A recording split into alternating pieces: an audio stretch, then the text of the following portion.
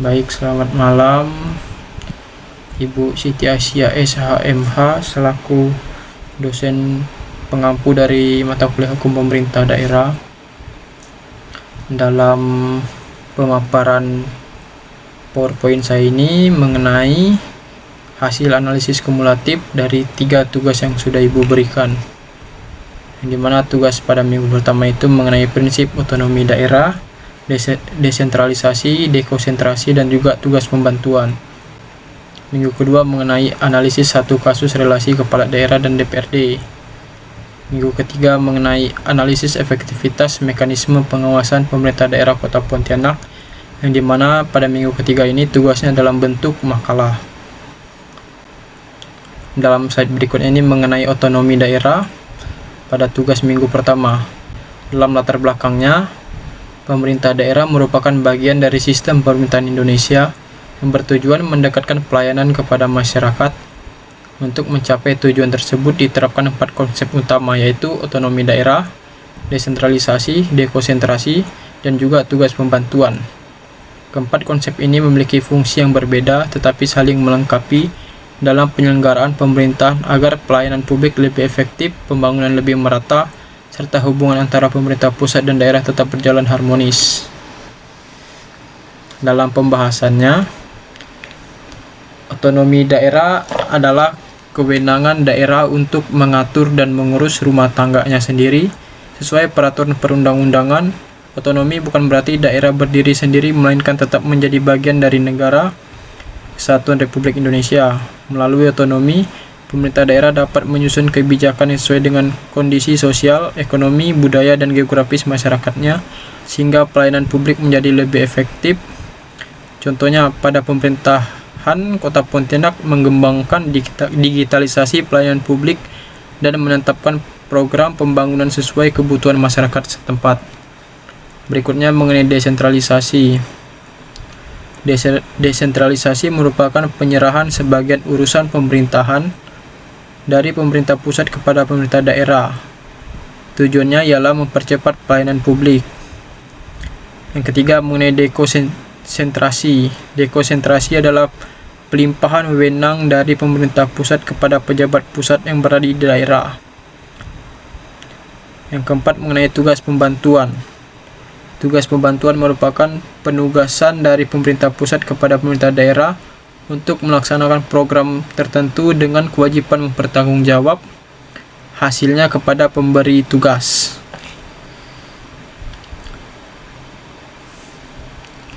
Berikut ini mengenai hasil analisis kumulatifnya. Berdasarkan hasil analisis, keempat konsep tersebut memiliki hubungan yang saling melengkapi dalam penyelenggaraan pemerintahan daerah. Otonomi daerah memberikan kewenangan kepada pemerintah daerah untuk mengatur urusan sendiri, sedangkan desentralisasi menjadi mekanisme penyerahan sebagian urusan dari pemerintah pusat kepada daerah. Di sisi lain, dekonsentrasi memastikan pemerintah pusat tetap memiliki kendali terhadap urusan tertentu melalui pejabat pusat di daerah. Sementara tugas pembantuan menjadi bentuk kerjasama antara pemerintah pusat dan pemerintah daerah dalam melaksanakan program nasional. Secara keseluruhannya, keberhasilan penyelenggaraan pemerintahan daerah tidak hanya ditentukan oleh pemberian kewenangan, tetapi juga oleh adanya koordinasi, pengawasan, akuntabilitas, serta kemampuan pemerintah daerah dalam memanfaatkan kewenangan tersebut untuk meningkatkan kesejahteraan masyarakat. Dalam kesimpulannya, hasil kajian menunjukkan bahwa otonomi daerah merupakan bentuk kepercayaan pemerintah pusat kepada daerah untuk mengatur kepentingannya sendiri. Namun, kewenangan tersebut harus dijalankan secara bertanggung jawab agar tidak menimbulkan penyalahgunaan wewenang. Desentralisasi memberikan ruang bagi daerah untuk berkembang sesuai potensi lokal, tetapi memerlukan sistem pengawasan yang baik. Dekonsentrasi menjaga keseragaman kebijakan nasional, sedangkan tugas pembantuan memperkuat kerjasama antara pemerintah pusat dan daerah dalam melaksanakan program nasional. Dengan demikian, keempat konsep tersebut bukan untuk dipertentangkan, melainkan saling melengkapi dalam mewujudkan pemerintahan daerah yang efektif, demokratis, dan berorientasi pada pelayanan publik. Nah, slide ini mengenai tugas minggu kedua. Dalam latar belakangnya, Undang-Undang Nomor 23 Tahun 2014 memberikan kewenangan kepada pemerintah daerah dalam mengelola APBD, termasuk dana alokasi khusus atau yang disingkat DAK yang digunakan untuk pembangunan daerah. Namun dalam praktiknya, pengelolaan dana alokasi khusus ini masih sering disalahgunakan melalui markup anggaran, rekayasa tender, dan penyalahgunaan kewenangan. Salah satu kasus yang menjadi perhatian adalah dugaan korupsi proyek peningkatan jalan Kabupaten Mempawah tahun anggaran 2015 yang mengakibatkan kerugian negara sekitar 40 miliar. Kasus ini penting dikaji karena berkaitan dengan tanggung jawab kepala daerah, fungsi pengawasan DPRD, serta hubungan pemerintah pusat dan daerah dalam penegakan hukum terhadap tindak pidana korupsi. Dalam rumusan masalahnya, bagaimana tanggung jawab hukum kepala daerah terhadap proyek DAK yang diduga koruptif? Bagaimana peran DPRD dalam fungsi anggaran dan pengawasan? Bagaimana relasi pemerintah pusat dan daerah dalam penegakan hukum oleh KPK?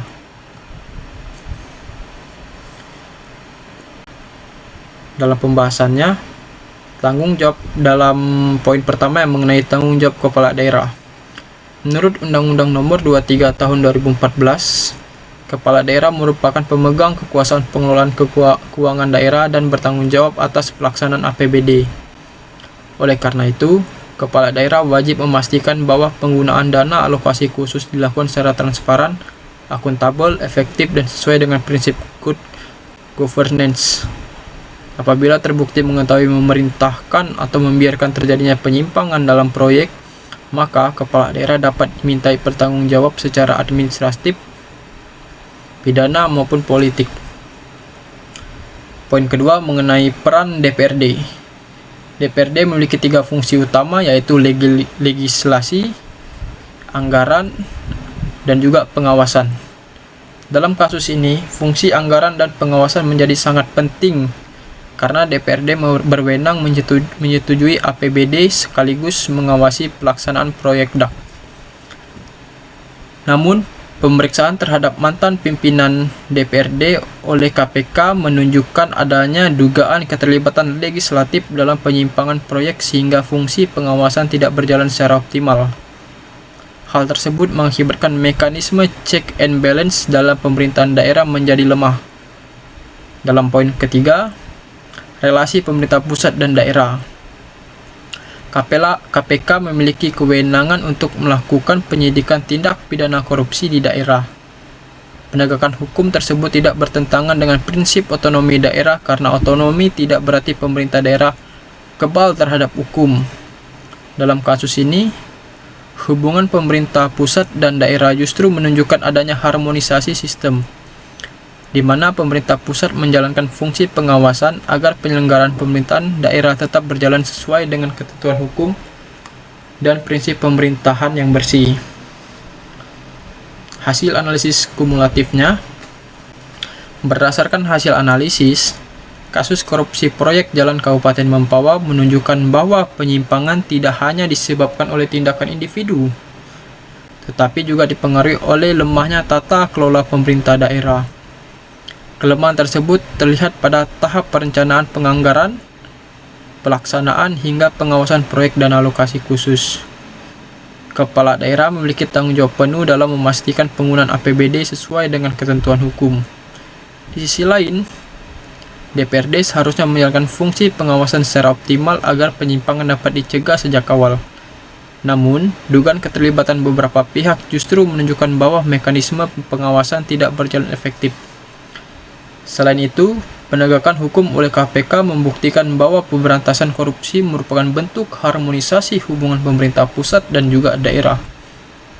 Dengan demikian, keberhasilan otonomi daerah tidak hanya bergantung pada besarnya kewenangan yang diberikan, tapi juga pada integritas penyelenggaraan negara, efektivitas pengawasan, transparansi pengelolaan keuangan, dan juga sinergi antar lembaga dalam mencegah korupsi.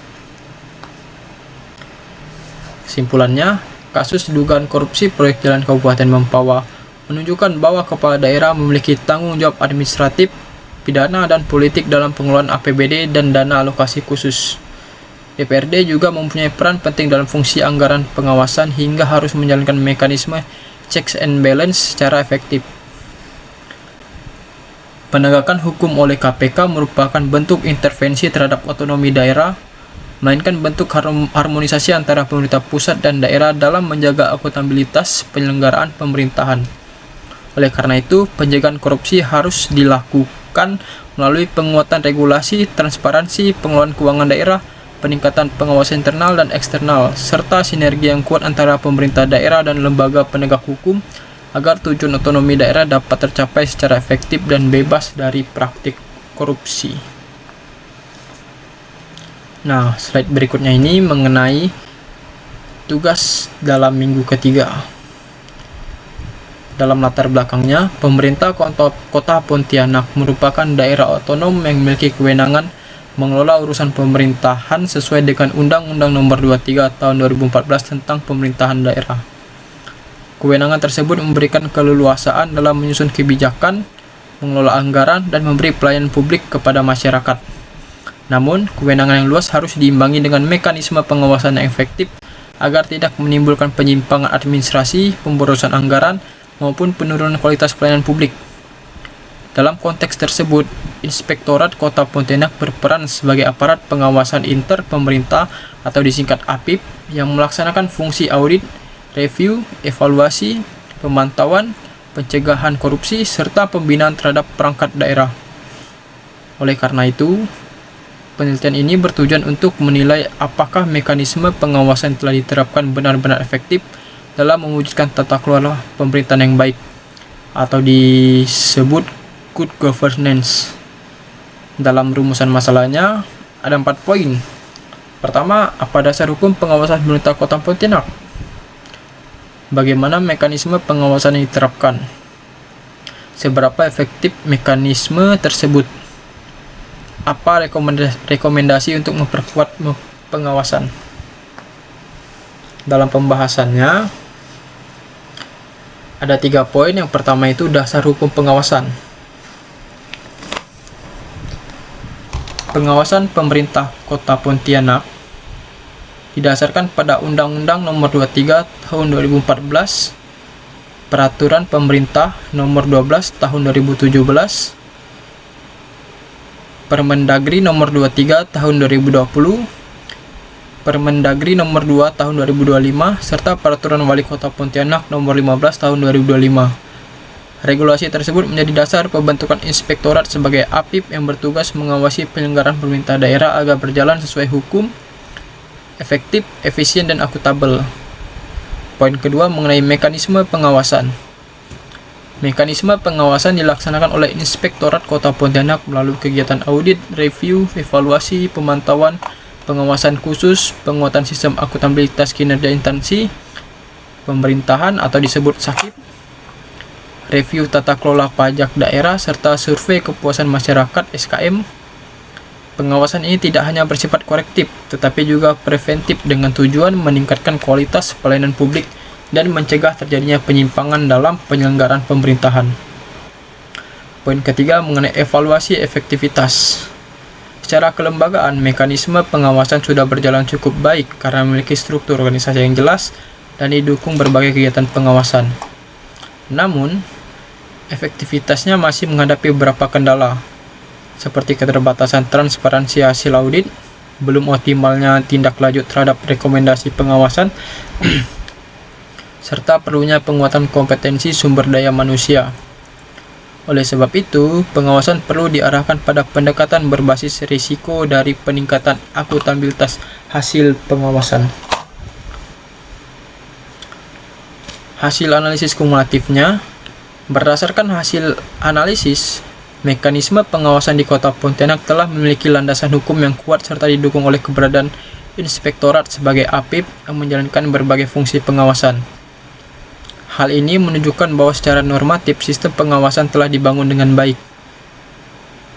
Namun demikian, Efektivitas pengawasan tidak hanya diukur dari keberadaan lembaga pengawas, tetapi juga dari kemampuan menghasilkan perubahan nyata dalam tata kelola pemerintahan.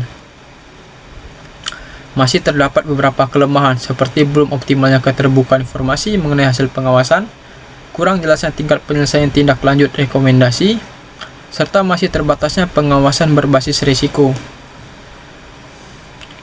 Secara kumulatifnya, dapat disimpulkan bahwa mekanisme pengawasan di Kota Pontianak sudah berjalan, tapi masih memerlukan penguatan dalam aspek transparansi akuntabilitas, tindak lanjut hasil pengawasan, peningkatan kapasitas aparatur, serta partisipasi masyarakat agar mampu mewujudkan pemerintahan yang bersih dan efektif. Kesimpulannya, mekanisme pengawasan pemerintah Kota Pontianak telah memiliki dasar hukum yang kuat dan didukung oleh berbagai instrumen pengawasan melalui inspektorat sebagai aparat pengawasan inter pemerintah, berbagai kegiatan seperti audit, review, evaluasi, penguatan sakit, dan survei kepuasan masyarakat menunjukkan adanya komitmen untuk meningkatkan akuntabilitas penyelenggaraan pemerintahan. Meskipun demikian, efektivitas pengawasan masih perlu ditingkatkan, terutama dalam aspek transparansi hasil pengawasan, tindak lanjut rekomendasi, peningkatan kapasitas aparatur, dan keterlibatan masyarakat. Dengan memperkuat aspek-aspek tersebut, mekanisme pengawasan diharapkan mampu menjadi instrumen utama dalam mewujudkan good governance, meningkatkan kualitas pelayanan publik, serta mencegah terjadinya penyimpangan dalam penyelenggaraan pemerintahan daerah. Baik, demikian hasil dari pemaparan hasil analisis kumulatif dari tugas yang sudah Ibu berikan. Mohon maaf bila ada kesalahan kata dalam tutur bahasa serta dalam bahasa yang sudah diberikan dari volume suara. Demikian hasil pemaparan, hasil presentasi saya. Saya ucapkan banyak-banyak terima kasih kepada Ibu Siti Aisyah sudah menjadi dosen pengampu dari mata kuliah hukum pemerintah daerah. Terima kasih Ibu.